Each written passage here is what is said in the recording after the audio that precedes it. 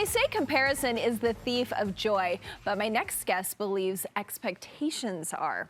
So after more than 25 years teaching relationship skills, Studio 5 relationship contributor Matt Townsend has found that the fewer expectations you have about your relationship, the better off you'll be. And if you do have expectations, make sure they're accurate. And I've known Matt since before he was a doctor, so I'm sorry that I just said Matt Townsend. I didn't say Dr. Matt Townsend. That's great. He is a doctor, everybody. Big time.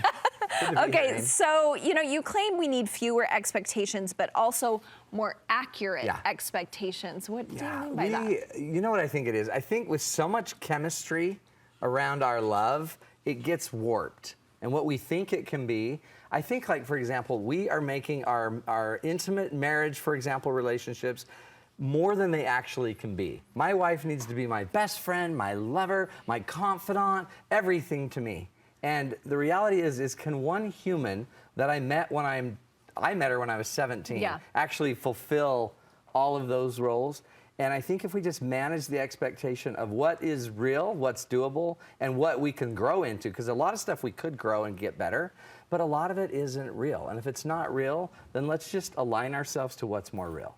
I actually remember in my early years of marriage, my gynecologist said to me almost those exact words. He was saying that, he's like, I just think movies have ruined so much. He's like, we can't expect our lives to be a romantic rom-com. No. We have to have different expectations, and that's just what you're saying. And then so that's like just chemistry-wise, we know we all have higher elevated chemistry the beginning of anything.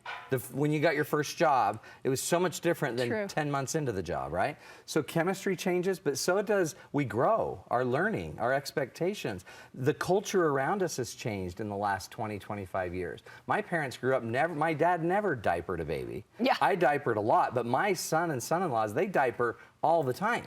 And so things change, expectations change, but that's why part of the relationship is actually renegotiating, renavigating as we go day by day. All right, so the first truth that you are debunking, would that be the right word for us, is you don't believe people fall out of love. No, I don't believe you fall out of love any more than you fell into love. Like, you fell into love because you found somebody, and then you went out with them a lot, and you spent a lot of money, and you talked a lot, and you worked at it, and you communicated.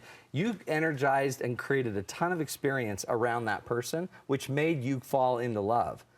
Falling out of love is just generally we fall into something else. We're more into our career, we're more into our kids, and when we do that, we distract ourselves, and we're no longer building the love. It's literally just redirecting your attention to something else. If you keep your attention on something that's important and then do what we have to do to make it work, it will work. But it also, this is the dilemma, is it takes two people to make it work. It's not one person just working all the time making it work. It's got to be two people. And if one is distracted by anything else, they will start to fall away from loving you, because they're going to fall into whatever they direct their attention. And that's what you said about feeding. We have to feed the relationship. Right. You both have to. Yeah, and you both have to. And then part of it's making it an important part. Part of it is also just sit there and saying, I'm going to give you time and space and proximity to me. And when you have two humans that are pretty decent, that have a history, that have time, proximity, and some kind of just good intention, you just give them that, guess what's going to happen? They're going to stay in love, right? It takes a lot to make it work, but it really doesn't take immense things. It just takes a little time, a little connection, a little proximity, and goodwill. Yeah, thanks, Matt. Okay, your next one is the healthiest couples still have high levels of conflict. Yeah, I think a lot of people, and I don't know if this is an emerging issue, but I know we've had it for a long time. They think healthy couples never fight. They think healthy couples have everything going for them. But the research is actually opposed to that. The research shows the healthiest couples have really healthy doses of conflict.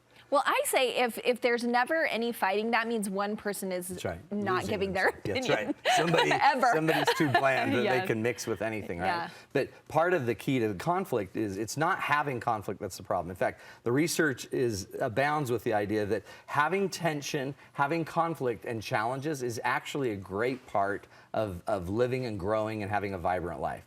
So it's not conflict that's your problem, it's your inability to resolve it, that's the problem. So but I think that's part of the illusion.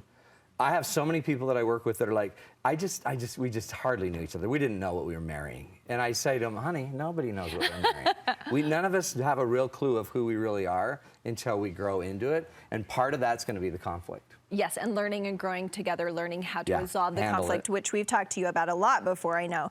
Okay, this is your next one.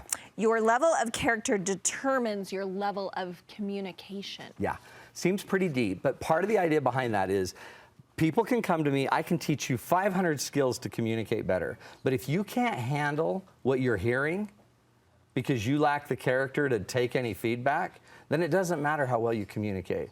So if you don't have the character to not react, or if you don't have the character to say it in a way that's easier for someone to hear, and to not always be punitive, and to not take evidence and throw it back at your partner, if you don't have that basic character, then it doesn't matter how many communication skills you get. It's about your integrity, it's about your honesty, it's about your ability to not react. And a little humility, it sounds like. A ton of humility. And so where I would rather spend time with people is if I could strengthen your character so you can handle more, then you can actually communicate about a lot more things. All right, and this kind of leads into what we're talking about next, because you say conflict avoidance isn't the same as making peace. Oh, yeah. Oh, yeah. That's kind of like what we were saying if you say you never fight. That's right, if you never fight. And so if you always run, don't pretend like you're a peacemaker.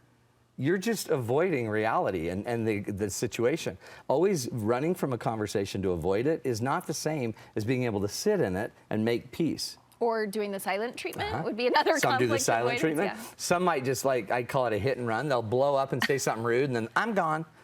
And I see it all the time. It's a typical part. So some people are just real aggressive fighters, but just as painful and just as dangerous to conversation isn't just the fighter. Just as dangerous is the one that withdraws and avoids it. And almost in any relationship, if you have a really high pursuer, you're going to have a strong withdrawer. And the strong withdrawer causes the pursuer, and the pursuer causes the withdrawer, and it causes the fight or flight dance that most couples in relationships Just another reason we have to learn those conflict resolution skills. Got to learn how to make skills. peace, not just avoid conflict. Okay, and your last one is love can't last without both parties intentionally growing. Yeah, some people say, I shouldn't have to change for you. Bull. Yeah, you should. And you shouldn't have to change for me, but you should grow. And so we need to all be growing. Life is about growing. It's not about just two people mutually tolerating each other as we're not growing. The reason we have to grow is if you're not growing, then you're dying. You're falling into entropy. And the way kind of relationships work is it's like water, it'll always run to the lowest point. So whatever the lowest abilities we have are, that's what's eventually going to test the relationship.